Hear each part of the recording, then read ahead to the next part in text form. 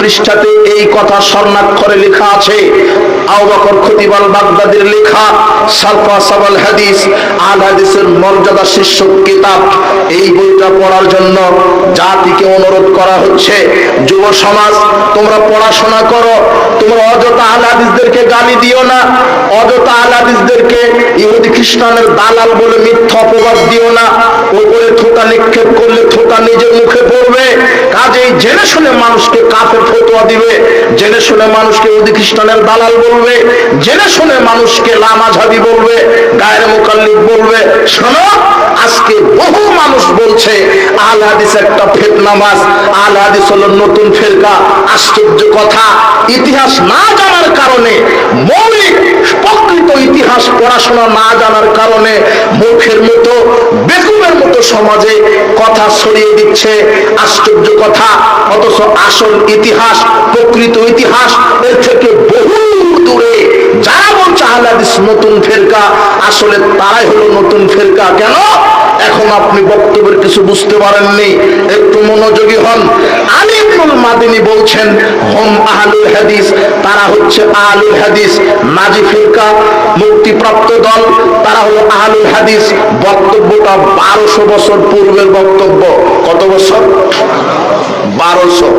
আলী ইবনুল মাদিনীর পরে ইমাম আহমদ বিন হাম্বল, তিনি বলছেন, যিনি 164 হিজরিতে জন্মগ্রহণ করেছেন, 241 হিজরিতে মারা গেছেন। আজ থেকে 1200 বছর পূর্বে তিনি কথা বলে গেছেন একটা। আল্লাহ যে বললেন একটি দল হকের উপরে থাকবে, আল্লাহর নবী যে বললেন একটি উম্মত হকের উপরে থাকবে। আহমদ বিন হাম্বল, ইমাম আহমদ বিন হাম্বল 10 লক্ষ হাদিসের পণ্ডিত। উনি বলছেন ইল্লাম ইয়াকুন আসহাবুল হাদিস, ওরা হচ্ছে আহলে হাদিস। আহলে হাদিস ইল্লাম ইয়াকুন আসহাবুল হাদিস, ওই একটি দল যদি, মুক্তিপ্রাপ্ত দল যদি আহলে হাদিস না হয়, ফালা আদরি মানহুম, তাহলে আমার জানা নাই সেই দল কোন দল। লাইসা কওমুন ইনদি খায়রাম মিন আসহাবিল হাদিস, আমার কাছে উত্তম দল হচ্ছে, উত্তম সংগঠন হচ্ছে আহলুল হাদিস জামাত। কেন? লা ইয়ারিফুনা ইল্লাল হাদিসা, তারা সার্বিক জীবনে কোরআন সুন্নাহ ছাড়া কিছু মানে না। যারা সার্বিক জীবনে কোরআন সুন্নাহ মেনে চলে, সার্বিক জীবন মানে বুঝেন, আমার ব্যক্তি জীবনে কোরআন সুন্নাহ মানতে হবে। আমার হাত, চক্ষু, কর্ণ, আমার মুখ, আমার জিহ্বা সবকিছু কোরআন সুন্নাহ দ্বারা আমি পরিচালনা করব। আমার নীতি, আমার আদর্শ, আমার আন্দোলন, আমার মুভমেন্ট, আমার চরিত্র, আমার আখলাক, আমার চলাফেরা, আমার কথাবার্তা একজন মানুষের মতো হতে হবে। লাকাদ কানা লাকুম ফি রাসূলিল্লাহি উসওয়াতুন হাসানাহ, একজন মানুষ যার নাম মুহাম্মদ সাল্লাল্লাহু আলাইহি ওয়াসাল্লাম, সার্বিক জীবনে যারা, ব্যক্তিগত জীবনে, সামাজিক জীবনে, অর্থনৈতিক জীবনে, রাজনৈতিক জীবনে, সার্বিক জীবনে যারা কোরআন সুন্নাহ ছাড়া কিছুই বুঝে না, ওরাই হলো আহলুল হাদিস। এটা আহমদ বিন হাম্বল বলছেন। ইমাম শাফি রাহিমাহুল্লাহ 150 হিজরিতে জন্ম, 204 হিজরিতে মৃত্যু। ইমাম শাফি 1250 বছর পূর্বে একটা বক্তব্য দিয়ে গেছেন, ইজা রাআইতু রাজুলাম মিন আসহাবিল হাদিস, আমি যখন কোন আহলে হাদিস ব্যক্তিকে দেখি, ফাকা আন্নী রাআইতুন নবী সাল্লাল্লাহু আলাইহি ওয়াসাল্লাম হাইয়ান, আমি যেন জীবন্ত নবীকেই দেখি। কেন জানেন? ইমাম শাফি বলছেন, আমি আহলে হাদিস ব্যক্তিকে দেখি মানে জীবন্ত নবীকে দেখি। তার মানে রাসূল সাল্লাল্লাহু আলাইহি ওয়াসাল্লাম যেভাবে আমল করে, আহলে হাদিস ব্যক্তি ওইভাবেই আমল করে। রাসূল সাল্লাল্লাহু আলাইহি ওয়াসাল্লাম যেভাবে সালাত আদায় করেছেন, করতে বলেছেন, আহলে হাদিসেরা ওইভাবে সালাত সিয়াম আদায় করে। রাসূল সাল্লাল্লাহু আলাইহি ওয়াসাল্লাম যেভাবে যাকাত দিয়েছেন, হজ করেছেন, কোরআন তেলাওয়াত করেছেন, রাসূল সাল্লাল্লাহু আলাইহি ওয়াসাল্লাম যেভাবে আকীদা আমল পোষণ করেছেন, আহলে হাদিসেরা ওইভাবেই আকীদা আমল পোষণ করে। তাই তো ইমাম শাফি বলছেন, আমি যখন কোন আহলে হাদিস ব্যক্তিকে দেখি, আমি যেন মুহাম্মদ সাল্লাল্লাহু আলাইহি ওয়াসাল্লামকে জীবন্ত দেখতে পাই। ইমাম শাফির বক্তব্য 204 হিজরির বক্তব্য, 1250 বছর পূর্বের বক্তব্য। ইমাম আবু দাউদ বলছেন 202 হিজরিতে জন্ম, 275 হিজরিতে মৃত্যু, প্রায় 1200 বছর পূর্বের বক্তব্য তিনি দিয়েছেন। ওয়ালাউলা হাযির ইসাবাতু লাং দারাসাল ইসলাম ইয়ানি আসহাবুল হাদিস। আল হাদিস জামাত যদি পৃথিবীতে না থাকতো, ইসলাম বহু আগেই মিটে যেত। প্রায় 1200 বছর পূর্বের বক্তব্য, আল হাদিস বক্তব্য শোনেন। ইমাম শাবির বক্তব্য নকল করে আপনাকে শোনাই। ইমাম শাবি প্রখ্যাত তাবিঈ বিদ্বান, 22 হিজরিতে জন্ম, 204 হিজরিতে 104 হিজরিতে মৃত্যু। 22 হিজরিতে জন্মগ্রহণ করে 104 হিজরিতে মৃত্যুবরণ করেছেন। 1350 বছর পূর্বের বক্তব্য তিনি বলছেন। দেখেন তিনি কি চমৎকার কথায় না বললেন, লাবিস্তাকবালতু মিন আমরি মাস্তাকবারতু মাহাদ্দাসতু ইল্লা মা আজমা আলাইহি আহলুল হাদিস। আমি এখন যে সব ঘটে যাচ্ছে শরীয়তের মধ্যে, ইসলামের মধ্যে ভেজাল ঢুকেছে, এখন যে সব ঘটে যাচ্ছে, আমি যদি এটা আগে থেকেই জানতাম, আমি কোনো হাদিস অন্যর কাছ থেকে বর্ণনা করতাম না। কেবলমাত্র আহলুল হাদিস যারা জামাত অর্থাৎ সাহাবীদের থেকে নগদে হাদিস শুনে আমি যাদের সামনে বর্ণনা করতাম। ইমাম শাফি রাহিমাহুল্লাহ তিনি সাহাবীদের জামাতকে কি নামে আখ্যায়িত করেছেন? আহলুল হাদিস। বুঝতে হবে আপনাকে এই কওলগুলি, এই কথাগুলি বুঝতে হবে। প্রখ্যাত তাবিঈ বিদ্বান ইমাম শাফি তিনি সাহাবীদেরকে আহলুল হাদিস নামে আখ্যায়িত করেছেন, আহলুল হাদিস বলে ডাকতেন। আহলুল হাদিস এটা কোনো নতুন মাযহাব, নতুন তরিকা, নতুন ফিরকা নয়। যারা জানে না আসল প্রকৃত বিষয়, তারাই অপবাদ, মিথ্যা অপবাদ দিতে পারে। আব্দুল্লাহ ইবনুল মুবারক 111 হিজরিতে জন্ম, 181 হিজরিতে মৃত্যু, প্রায় 1250 বছর পূর্বের কথা তিনি 1250 বছর পূর্বে বলেছেন, হুম আহলুল হাদিস ওয়া ক্বালা আসবাতুন নাস আলা সিরাত আসহাবুল হাদিস। আহলুল হাদিস আল্লাহ এক দলের কথা বলেছেন, আল্লাহর নবী এক দলের কথা বলেছেন। ওই এক দল তারাই, তারা হচ্ছে আহলুল হাদিস, যারা সার্বিক জীবনে সিরাতে মুস্তাকিমের উপর অটল থাকে। এখন আপনার সাথে কথা, বক্তব্যগুলি 1250 বছর পূর্বেকার বক্তব্য, কিন্তু আপনি কিভাবে আমাদেরকে বললেন আহলুল হাদিস নতুন ফিরকা? আপনি কি জানেন মাযহাবের উৎপত্তি কবে হয়েছে? আমি মাযহাবকে কটাক্ষ করছি না, আমি মাযহাবের ইমামকে কটাক্ষ করছি না। যারা মাযহাব মানে তাদেরকে নিয়ে আমার কোনো কথা নাই। কথা হলো এটাই, আপনি একটু বিবেচনা করে কথা বলেন। আপনি ব্রেন বুদ্ধি বিবেক খাটিয়ে কোরআন সুন্নাহ বোঝার পরে কোরআন সুন্নাহর আদলে আমল করার চেষ্টা করেন। মাযহাবের দোহাই দিয়ে আপনি ধর্মকে বোঝার চেষ্টা করেন না। শুনেন, কোন ব্যক্তির দোহাই দিয়ে, মাযহাবের দোহাই দিয়ে, তরিকার দোহাই দিয়ে, বাপ দাদার দোহাই দিয়ে ধর্ম চলবে না। ধর্ম চলবে একজন মানুষের দোহাই দিয়ে, আর দুইটা কিতাবের দোহাই দিয়ে। একজন মানুষ মুহাম্মদ সাল্লাল্লাহু আলাইহি সাল্লাম, আর দুইটা কিতাব কোরআন আর হাদিস। বাপ দাদার দোহাই দিয়ে ধর্ম কোশ্চেন কেন চলবে না? চলবে একজনের দোহাই দিয়ে, তার নাম মুহাম্মদ সাল্লাল্লাহু আলাইহি সাল্লাম। আমি মাযহাবকে খাটো করিনি। যারা আমাদেরকে মিথ্যা অপবাদ দেন, প্রকৃত ইতিহাস জানেন, মাযহাবের দোহাই দিয়ে ভ্রান্ত আমল কেন করছেন? মাযহাবের উৎপত্তি হলো কখন? হাফিজ ইবনুল কাইয়্যিম রাহিমাহুল্লাহ তিনি বলছেন, ইন্নামা হাদাসাত হাযিল বিদআতু ফিল কারনির রাবিউল মাজমুম। এই মাযহাবের, তাকলিদি মাযহাবের জন্ম হয়েছে 400 হিজরির পরে। 400 হিজরির পরে, 400 হিজরির পরে মাযহাব তৈরি হলো। আপনি মনে হয় বুঝাতে পারলাম না আপনাকে। দেখেন, ইমাম আবু হানিফা, ইমাম মালিক, ইমাম শাফি, ইমাম আহমদ বিন হাম্বল, 4 ইমামের নামে 4টা মাযহাব তৈরি হয়েছে। বিশ্বাস করেন, এই 4 ব্যক্তি তারা নিজেদের নামে মাযহাব তৈরি করে যাননি, তৈরি করতেও বলেননি। তার প্রমাণ 400 হিজরির আগে 4 ইমাম মারা গেছেন। না হলে একটু মিলিয়ে দেখেন, প্রকৃত ইতিহাস জানার চেষ্টা করেন। ইমাম আবু হানিফা উনি জন্মগ্রহণ করেছিলেন 80 হিজরিতে, মারা গেছেন 150 হিজরিতে। ইমাম মালিক 93 হিজরিতে জন্মগ্রহণ করেছেন, 179 হিজরিতে মারা গেছেন। ইমাম শাফি 150 হিজরিতে জন্মগ্রহণ করেছেন, 204 হিজরিতে মারা গেছেন। ইমাম আহমদ বিন হাম্বল 164 হিজরিতে জন্মগ্রহণ করেছেন, 241 হিজরিতে মারা গেছেন। তার মানে 241 হিজরি যখন 4 ইমাম কেউ বেঁচে নেই। কথা বুঝেন মনে হয়? 241 হিজরিতে সব ইমাম মারা গেছেন, আর মাযহাব তৈরি হলো তাদের নামে 400 হিজরিতে, মানে 159 বছর পরে। ইমামগণ মরারও 159 বছর পরে মাযহাব তৈরি হলো তাদের নামে। আফসোস, মাযহাব তৈরি করলো কে? না, কথা বোঝেননি মনে হয়। মাযহাব তৈরি করলো কে? ইমামগণ মারা গেলেন 241-এ, 4 ইমাম মারা গেছেন, তাদের নামে মাযহাব তৈরি হলো 400 হিজরির পরে, 150 বছর পরে। নিঃসন্দেহে ইমামগণ মাযহাব তৈরি করে যাননি, মাযহাব তৈরি করলো কে? আশ্চর্য কথা। আমি ইমাম আবু হানিফাকে খাটো করছি না, ইমাম মালিক, ইমাম শাফিকে খাটো করছি না। তারা অনেক বড় আলেম, তাদেরকে সম্মান করি, তাদেরকে মর্যাদা দিই। ইমাম আবু হানিফা রাহিমাহুল্লাহ, আল্লাহ তার উপরে রহম করুন। ইমাম মালিক রাহিমাহুল্লাহ, আল্লাহ তার উপরে রহম করুন।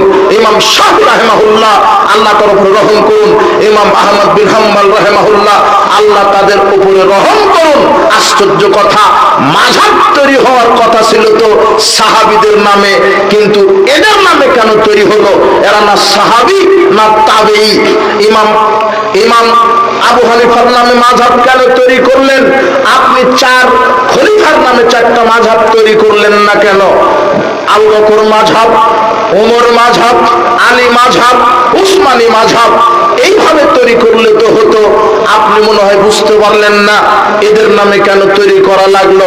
আশ্চর্য কথা, এদের নাম ভাঙিয়ে মাযহাবের দোহাই দিয়ে মাযহাবের কিছু সংকীর্ণ মনোভাবী লোকেরা যারা গোলামি প্রদর্শন করে ইমামের নাম ভাঙিয়ে যেই ইমাম আকীদা তৈরি করেছে, তাদের ইমামের সাথে এই ইমাম আকীদার কোনো মিল নেই। ইমাম আবু হানিফাকে যারা অনুসরণ করে, মাযহাবকে যারা অনুসরণ করে, তাদের আকীদাই হচ্ছে আল্লাহ নিরাকার, আল্লাহ সব জায়গাতে থাকেন। কিন্তু বিশ্বাস করেন, ইমাম আবু হানিফা নিজেরও এই আকীদা নয়। আল ফিকুল আকবার 66-67 পৃষ্ঠাতে বলছেন, ইমাম আবু হানিফা বলছেন যে ওয়ালাহু ইয়াদুন ওয়া ওয়াজহুন ওয়া নাফসুন কামা যাকারাল্লাহু তাআলা ফিল কুরআন। আল্লাহর হাত আছে, আল্লাহর চেহারা আছে, আল্লাহর নফস আছে, যেমন আল্লাহ তার পরিচয় নিজেই কোরআনে দিয়েছেন। ফামা যাকারাল্লাহু তাআলা ফিল কুরআন মিন যিকরিল ওয়াজহি ওয়ান নাফসি ওয়াল ইয়াদি ফাওয়ালাউ সিফাত। আল্লাহ যে বলছেন কোরআনে তার হাতের কথা, তার পায়ের কথা, তার নফসের কথা, তার চোখের কথা, এগুলো হচ্ছে তার এক একটা গুণ। লা ইউকালু ইন্না ইয়াদাহু কুদরাতু, এই কথা তোমরা বলো না। আল্লাহর চেহারা মানে সত্তা, আল্লাহর হাত মানে কুদরত, আল্লাহর চেহারা মানে সত্তা। লিআন্না তিলাহুম বি তিনি বলছেন যে উসুলকে বাদ দেওয়া হবে, আল্লাহর গুণকে বিকৃত করা হবে যদি কেউ বলে আল্লাহর চেহারা মানে সত্তা, আল্লাহর হাত মানে কুদরত। জিনা আপনাকে এইভাবে অপব্যাখ্যা দেওয়ার ক্ষমতা কে দিল?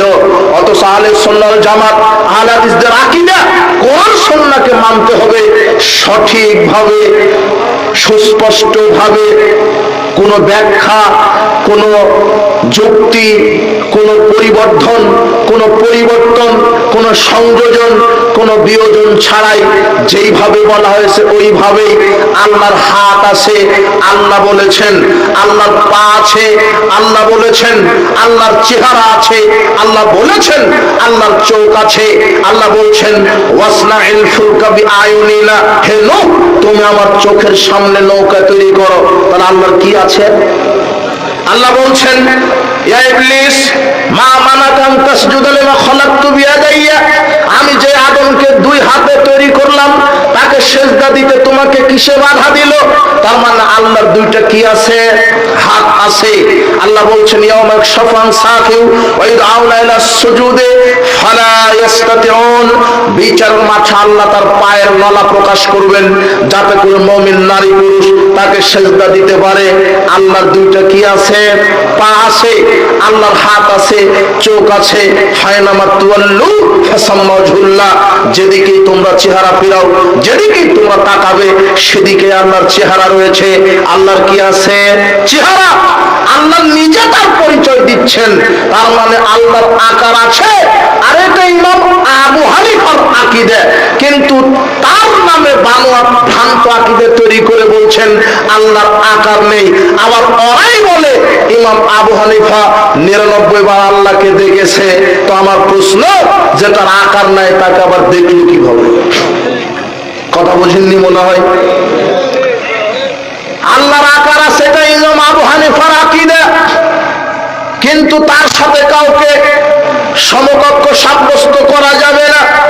আল্লাহ বলছেন লাইসা কামিসলিহি শাই, তার মতো কোনো কিছুই নয়, তার সাথে কোনো কিছু তুলনীয় নয়। আল্লাহর হাত আছে, কেমন তার হাত? যেমন তার জন্য শোভা পাই, কিন্তু বলা যাবে না আল্লাহর হাত অমুক প্রাণীর মতো বা মানুষের মতো, এইভাবে তুলনা করা যাবে না। শুধু আমাকে বিশ্বাস স্থাপন করতে হবে আল্লাহর আকার আছে, আল্লাহ আরশের উপরে সমন্বিত। আর ইমাম আবু হানিফার আকীদা আর-রহমান আলাল আরশি ইস্তাওয়া, রহমান দয়াময়, আল্লাহ আরশে সমুন্নত হয়েছেন। অথচ আপনি বলছেন না, আল্লাহ সব জায়গাতে থাকে, যত কল্যাণ তত আল্লাহ। আরে আল্লাহ সর্বত্র বিরাজমান, সর্বেশ্বরবাদ। হিন্দুদের আকীদা হরির উপর হরি, হরি শোভা পাই, হরিকে দেখিয়া হরি, হরিতে লুকাই। সর্বেশ্বরবাদ, গাছও আল্লাহ, ব্যাঙও আল্লাহ, সাপও আল্লাহ, কুকুরও আল্লাহ, সবই আল্লাহ। এক একটা নাকি আল্লাহর অংশ। নাউযুবিল্লাহি মিন যালিক। কোথায় আল্লাহ? আর এরা বলছে অপব্যাখ্যা করে কুলুবুল মুমিন আরশুল্লাহ। আরে মুমিনের অন্তর আল্লাহর আরশ। কত অজ্ঞ জাহেল! কোথায় আল্লাহর আরশ? আল্লাহর আরশ কি জানেন? আল্লাহর আরশ কি জিনিস? আল্লাহ কি জিনিস? আল্লাহর পরিচয় কি জানেন? আল্লাহর পরিচয় না জানার কারণে আমরা আজকে মুশরিক হয়ে গেছি। আল্লাহর অনেক নাম আছে, ওয়ালিল্লাহিল আসমাউল হুসনা ফাদউহু বিহা। আল্লাহ বলছেন তার জন্য সুন্দর সুন্দর নাম আছে, সেই নামে তোমরা ডাকো, সেই নামে ডাকো। ইয়া রহমান, ইয়া রাহিম, ইয়া গফফার, ইয়া রাজ্জাক, এইভাবে ডাকো। রাজ্জাক মানে রিজিক দাতা। রিজিক দাতা কে? আল্লাহ। অবশ্যই কোনো পীর নয়, কোনো নেতা নয়। আমার রিজিক দাতা কে? ইয়া রহমান, দয়াবান কে? ইয়া রাহিম, দয়ালু কে? ইয়া গফফার, পাপ করলে তওবা চাইলে পাপ ক্ষমা করেন কে? আল্লাহর পরিচয় থেকে শয়তান আপনাকে দূরে রেখেছে। শয়তান আপনাকে ভ্রান্ত করে বলছে না না না, ওয়াবতাগু ইলাইহিল ওয়াসিলা, তোমরা ওয়াসিলা ধরো, পীর ধরো, পীরের মুরিদ হও, পীরের উসিলায় সুপারিশ চাও, পীরের খানকা দরগায় মানত করো, পীর তোমার পাপ ক্ষমা করবে। জি না, মানুষের পাপ ক্ষমা করতে পারে কে? তাই তো তিনি গফফার, তিনি মানুষের উপরে দয়া করেন, দয়া নাজিল করেন। তাই তো তিনি রহমান, তিনি বিচার মাঠে মুমিনদেরকে দয়া করবেন। তাই তো তিনি রহিম, তিনি রাজ্জাক, তিনি মানুষকে রিজিক দিয়ে থাকেন, রুজি দিয়ে থাকেন। এই বিশ্বাস, আল্লাহর পরিচয় আপনাকে জানতে হবে। কি করে বলে মুমিনের অন্তরে আল্লাহর আরশ? জিনা ওয়াসিয়া কুরসিউস সামাওয়াতি ওয়াল আরদ। আব্দুল্লাহ ইবনে আব্বাস বলছেন কুরসিটা হচ্ছে আল্লাহর পা রাখার জায়গা। এই কুরসিটাই হচ্ছে 7 আকাশ 7 জমিন পরিবেষ্টন করে রেখেছে। তাহলে কুরসিটা কত বড়! কথা বুঝেননি মনে হয়। কুরসি না যত বড়, আল্লাহর পা তার চাইতে বড়। আরশ না যত বড়, আল্লাহ তত বড়। তাই তো আমরা বলি আল্লাহু আকবার, আল্লাহ সবচেয়ে বড়। কি করে আল্লাহর আরশ মুমিনের কলবে ঢুকে গেল? সবই জাহেলিয়াত কথা। এখানে বুঝতে হবে শয়তান আপনাকে শিরক আপনার ভিতরে ঢুকিয়ে দিচ্ছে। মাজার খানকায় দান করো, পীর পাপ ক্ষমা করতে পারে, পীর সুপারিশ করে জান্নাত দিতে পারে, পীর হেদায়েত দিতে পারে। জিনা আপনাকে হাদিস থেকে দূর রেখেছে, ইখলাস তাওহীদ থেকে দূর রেখেছে। আচ্ছা বলেন তো আপনি, ওই যে 3 তিনজন ব্যক্তি পাহাড়ের গর্তে আটকা পড়েছিল, কে উদ্ধার করেছিল? আল্লাহ। নাকি ওরা কোনো পীরকে দেখেছিল? পীর উদ্ধার করেছে? ওই তিন ব্যক্তিকে যদি আল্লাহ সাহায্য করতে পারে, ওই আল্লাহ নাই, ওই আল্লাহ আমাকেও সাহায্য করবে। এটাই আমার তাওহীদি আকীদা। কোন পীর আমাকে সাহায্য করার ক্ষমতা রাখে? পতিতালয়ের নারী কুকুরকে পানি পান করিয়েছিল, তার পাপ কে ক্ষমা করেছিল? না কোনো পীর? তাহলে ওই আল্লাহ আমার পাপ ক্ষমা করতে পারে না? পারে। কোন পীর, কোন ওলিয়া, আউলিয়া, গাউস, কুতুব আমার পাপ ক্ষমা করতে পারবে না, আমাকে সাহায্য করতে পারবে না। কত ভ্রান্ত ইতিহাস সমাজে আছে, শুধু পীরের মুরিদ হয়ে মানুষের ঈমানকে চুরি করবে। আপনি কি বোঝাতে চাচ্ছেন? এদেশের মাটিতে এমনও গাঁজাখুরি গল্প চালু আছে। আপনার আটরশি দরবার শরীফ একটা পীরের একটা ফ্যাক্টরি, আপনার মাইজ ভান্ডারী দরবার শরীফ একটা পীরের ফ্যাক্টরি। মাইজ ভান্ডারী পীরের এমন ক্ষমতা ছিল, মাইজ ভান্ডারী পীর তার মুরিদকে বলতো, বিপদে পড়লে আমার নামে সাহায্য চাইও। মাইজ ভান্ডারী পীর চট্টগ্রামে আছে। চট্টগ্রামের মাইজ ভান্ডারী পীর একদা পুকুর পাড়ে ওই অজু করতে বসেছে, লোটা নিয়ে, বদনা নিয়ে, লোটা নিয়ে অজু করতে বসেছে। এমন সময় ওই মাইজ ভান্ডারী পীরের এক মুরিদ চট্টগ্রামের কোদালা পাহাড়ে, রাঙ্গুনিয়া কোদালা পাহাড়ে কাঠ কাটতে গেছে। কাটতে কাটতে দেখছে তার সামনে বিরাট একটা বাঘ। তখন মুরিদ ভয় পেয়ে বলছে, ইয়া গাউসুল আজম শাইয়ান লিল্লাহ, হে আব্দুল কাদের জিলানী, হে মাইজ ভান্ডারী পীর, আপনি আমাকে সাহায্য করেন। তখন এই মাইজ ভান্ডারী পীর 48 কিলোমিটার দূর থেকে বুঝতে পেরে এই লোটা অজু করা বাদ দিয়ে লোটাটা বাঘের পিঠ বরাবর ফিকে মেরেছে। লোটাটা 48 কিলোমিটার দূরে গিয়ে বাঘের পিছে লেগে বাঘ পালিয়ে গেল, মুরিদ এক চোটে উদ্ধার হয়ে গেল। কথা বুঝেননি মনে হয়? এই তো হলো পীরতন্ত্র। আমি সাহায্য চাইবো বিপদে পড়লে কার? আল্লাহ। এইরকম ভ্রান্ত ওয়াজ করে, ভ্রান্ত শিরকে আকীদা ঢুকিয়ে আটরশি পীর ফতোয়া মেরে দিছে, আরে শুধু মুসলিমরা কেন জান্নাতে যাবে, পৃথিবীতে যত ধর্মের লোক আছে সেটা মানলেই জান্নাত হবে। তাই এখন হিন্দুরাও গরু নিয়ে মানত করতে যায় আটরশিতে। আটরশি পীর বলছে, আমার মুরিদ হলে হজ করতে যাওয়া লাগবে না, আমার কবর তওয়াফ করলেই হজ হয়ে যাবে। আমার চাদরের মধ্যে ঢুকায় দিলে আমি তোমাদেরকে জান্নাত জাহান্নাম দেখিয়ে দিব, এক ধাক্কাতে জান্নাতে নিয়ে যাব। আশ্চর্য কথা, যেখানে কোনো নবীর পক্ষে সম্ভব হয়নি তার উম্মতকে হেদায়েত দেওয়ার, আমি মনে হয় বুঝাতে পারলাম না। নূহ আলাইহিস সালাম তার ছেলেকে হেদায়েত দিতে পারেনি, ইব্রাহিম আলাইহিস সালাম তার বাপকে হেদায়েত দিতে পারেনি, লূত আলাইহিস সালাম তার স্ত্রীকে হেদায়েত দিতে পারেনি। সর্বশ্রেষ্ঠ নবী মুহাম্মদ সাল্লাল্লাহু আলাইহি সাল্লাম তিনি তার চাচাকে হেদায়েত দিতে পারেনি। হেদায়েতের মালিক কে? অথচ বলছে পীরের মুরিদ হলে পীর হেদায়েত দিয়ে সুপারিশ করে পাপ ক্ষমা করে জান্নাত দিতে পারে। এই আকীদা শিরক আকীদা, চিরকাল জাহান্নামে থাকতে হবে। শোনেন, এই পৃথিবীতে বড় বড় সুর আছে, আপনি বুঝতে পারেননি সবচেয়ে বড় সুর কারা? আপনার যারা টাকা চুরি করে, যারা মানুষের সম্পদ চুরি করে, এরা তো সুর। কিন্তু এরা যদি কোনোদিন শিরক না করে, তাওহীদ যদি থাকে, কোনো না কোনোদিন জাহান্নাম খেতে হলো, একদিন ঈমানের বদৌলতে জান্নাতে যাওয়ার সুযোগ আছে। কিন্তু সবচেয়ে বড় সুর হলো এই যারা খানকা, মাজার, ওরস, দরগার নামে শিরকের ফ্যাক্টরি তৈরি করে এই বাংলাদেশের হাজারো লক্ষ কোটি মানুষের ঈমানকে যারা চুরি করছে, এরাই ইতিহাসে সবচাইতে বড় সুর।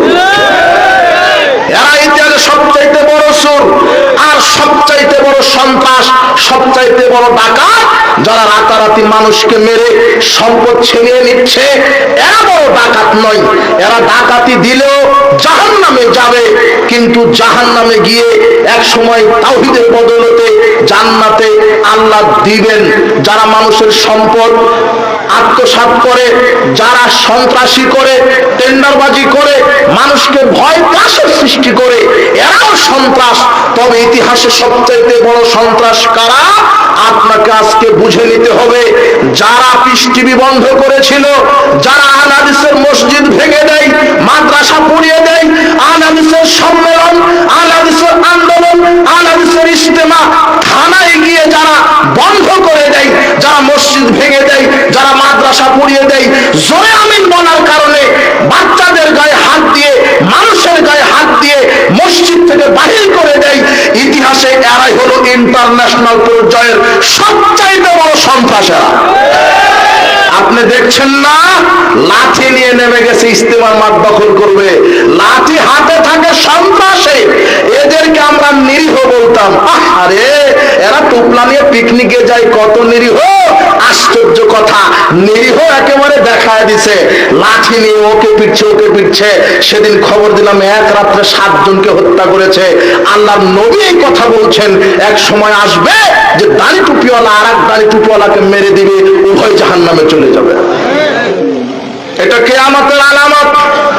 লাঠি হাতে থাকবে মানে এরা ইসলামের সৌন্দর্য নষ্ট করছে, এরা ইসলামকে জাতির সামনে প্রশ্নবিদ্ধ করছে। দাড়ি টুপিওয়ালা মানুষের হাতে লাঠি থাকবে কেন? লাঠি থাকবে সন্ত্রাসের কাছে। লাঠি থাকে আপনার হাতে মানে আপনি সন্ত্রাসী হলেন কখন? আপনার হাতে লাঠি শোভা পায় না। আল্লাহ আপনাকে হেদায়েত দান করুন। এদের দিনটাই ভ্রান্ত। বলছে আমার কাছে তাবলিগ জামাতের এই তরিকা স্বপ্নে চলে এসেছে। শরীয়ত পরিপূর্ণ হয়েছে মুহাম্মদ সাল্লাল্লাহু আলাইহি ওয়াসাল্লামের মাধ্যমে। তিনি মারা গেছেন, শরীয়ত কোরআন হাদিস দ্বারা পরিপূর্ণ। কিয়ামত পর্যন্ত আর কোনোদিন নতুন শরীয়ত আমদানি হবে না। অথচ হুজুর মেরে দিল যে তাবলিগ জামাতের তরিকা আমি স্বপ্নে পেয়েছি। কিসে পেয়েছে? স্বপ্নে পেয়েছে। আশ্চর্য কথা, স্বপ্ন তো বহু দূরের কথা। আসলে আমরা জাতিকে মুহাম্মদ সাল্লাল্লাহু আলাইহি ওয়াসাল্লাম কে এটা আমরা চিনাতেই পারিনি, যে মুহাম্মদ সাল্লাল্লাহু আলাইহি ওয়াসাল্লাম আমার কে, এই ব্যক্তিটা কে। দেখেন মুহাম্মদ সাল্লাল্লাহু আলাইহি ওয়াসাল্লামের পাওয়ার দেখেন, আল্লাহ দিয়েছেন। আল্লাহ বলছেন ওয়ারাফা'না লাকা যিকরাক, মুহাম্মদ আমি তোমার মর্যাদাকে সারা বিশ্বময় ছড়িয়ে দিয়েছি। মুহাম্মদ সাল্লাল্লাহু আলাইহি ওয়াসাল্লামকে আপনি চিনতে পারেননি, আপনার হুজুর বলছে যে আমার কাছে এটা স্বপ্নে চলে এসেছে। আরে স্বপ্নের শরীয়ত মানা তো বহু দূরের কথা, বাস্তব শরীয়ত মানা আপনার জন্য হারাম। এখনো বুঝেননি? দেখেন মুহাম্মদ সাল্লাল্লাহু আলাইহি ওয়াসাল্লাম বলছেন, এই সাহাবারা শোনো, ওয়াল্লাযী নাফসু মুহাম্মাদিন বিয়াদিহি, সেই সত্তার কসম করে বলছি যার হাতে আমার আত্মা রয়েছে, লাউ বাদালাকুম মূসা, এখন যদি মূসা তোমাদের কাছে আসে, মূসা আলাইহিস সালাম বনি ইসরাইলের সবচেয়ে বড় নবী, মূসা আলাইহিস সালাম যদি এখন তোমাদের কাছে আসে, ফাত্তাবাতুহু, আর যদি মূসাকে তোমরা মেনে চলো, মূসার শরীয়তের ইত্তেবা করো, ওয়া তারাকতুমুনি, আর আমার শরীয়তকে যদি প্রত্যাখ্যান করো, আমি মুহাম্মদ সাল্লাল্লাহু আলাইহি ওয়াসাল্লামকে যদি প্রত্যাখ্যান করো, লা যালালতুম আন সাওয়াইস সাবিল, তাহলে তোমরা জাহান্নামে চলে যাবে। মুহাম্মদ সাল্লাল্লাহু আলাইহি ওয়াসাল্লামের শরীয়তকে বাদ দিয়ে যদি মূসার শরীয়ত এখন মানেন, কোথায় যেতে হবে? আচ্ছা, মূসা আলাইহিস সালামের যুগে তার শরীয়ত মেনেই তার উম্মতেরা কোথায় চলে গেছে? জান্নাতে। কথা বুঝেননি মনে হয়। মূসা আলাইহিস সালামের উপরে যে শরীয়ত, সেটা মূসার বাপের দেওয়া না আল্লাহর দেওয়া? আল্লাহর দেওয়া শরীয়ত। মূসা আলাইহিস সালামের শরীয়ত যদি এখন মানেন আর মুহাম্মদ সাল্লাল্লাহু আলাইহি ওয়াসাল্লামের শরীয়তকে যদি প্রত্যাখ্যান করেন, পরিণাম কি হবে?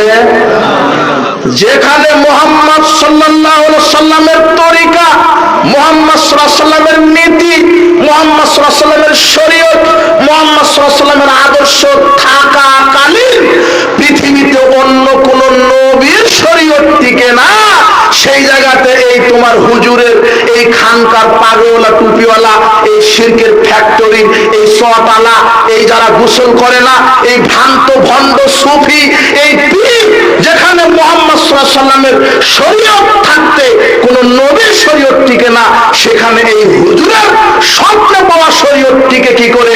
তার মানে এটা টোটালি ধর্মের নামে একটা প্রতারণার ভণ্ডামি। আপনি বুঝেননি? মুহাম্মদ সাল্লাল্লাহু আলাইহি ওয়াসাল্লামের শরীয়ত থাকতে অন্য কোন নবীর শরীয়ত কি চলে না, বাতিল।